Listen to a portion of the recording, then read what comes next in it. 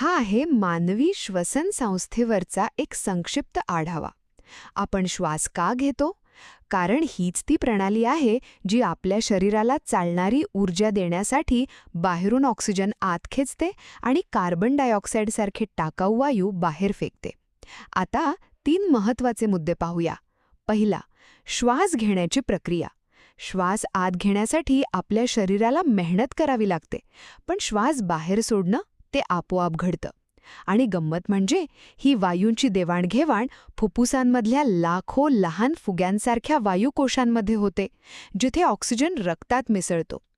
दुसरा, रक्तातून वायूंची वाहतूक. रक्तातील हिमोग्लोबिन नावाचे एक खास प्रोटीन जवळपास सर्व ऑक्सिजन उचलून शरीराच्या कानाकोपऱ्यात पोहोचवतं. याचमुळे रक्ताला त्याचा लाल रंग मिळतो.